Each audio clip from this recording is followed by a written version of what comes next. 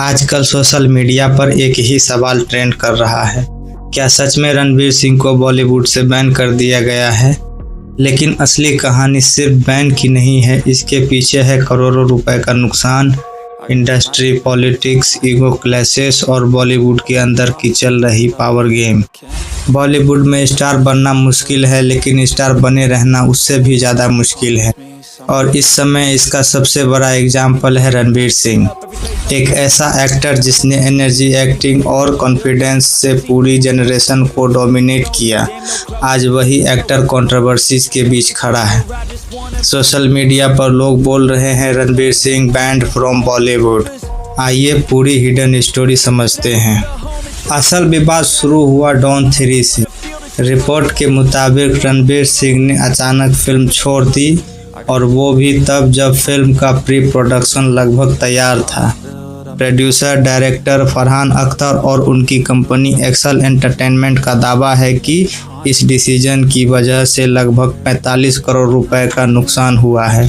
अब यहाँ से मामला सिर्फ प्रोफेशनल डिसएग्रीमेंट नहीं रहा, ये बन गया है इंडस्ट्रियल एग्जाम्पल। इसके बाद सामने आई Federal of Western India Cine Employ यानी कि FWICE।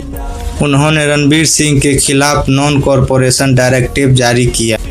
अब यहाँ सबसे बड़ा कन्फ्यूजन यही है, क्या रणवीर ऑफिशियली बैंड है? सीधा जवाब है नहीं।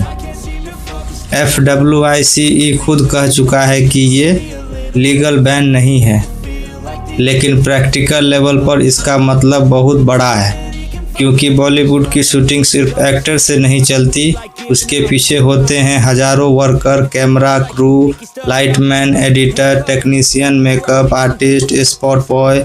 और FWICE उन्हीं वर्कर की बड़ी एक यूनियन। अगर वो लोग किसी एक्टर के साथ काम करने से मना कर दे तो शूटिंग प्रैक्टिकली रुक सकती है। यानी टेक्निकली बैन नहीं, लेकिन इनडायरेक्टली प्रेशर बहुत बड़ा।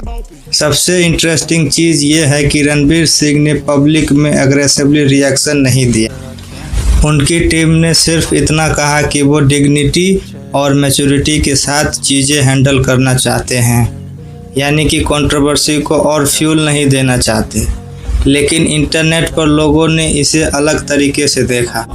कुछ लोग बोले इंडस्ट्री इंटेंशनली रणवीर को टारगेट कर रही है, तो कुछ ने कहा अगर प्रोड्यूसर का इतना नुकसान हुआ है तो अकाउंटेबिलिटी भी होनी चाहिए। अब यहाँ आता है सबसे कंट्रोवर्शियल एंगल।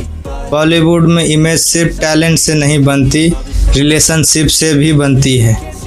अगर कोई बड़ा प्रोड्यूसर या स्टूडियो आपसे नाराज़ हो जाए तो प्रोजेक्ट, कास्टिंग और अपॉर्चुनिटी पर असर पड़ सकता है। और यही वजह है कि लोग इस पूरे मामले को सिर्फ डॉन 3 इशू नहीं मान रहे। हालांकि इन कॉन्स्पिरेसी थ्योरी का कोई ऑफिशियल प्रूफ नहीं है, ईमानदारी से देखा जाए तो नहीं, क्योंकि बॉलीवुड हिस्ट्री में कई स्टार कंट्रोवर्सीज फेस कर चुके हैं। लेकिन हाँ, ये कंट्रोवर्सी रणवीर की इमेज को टेम्परेरीली इफेक्ट कर सकती है।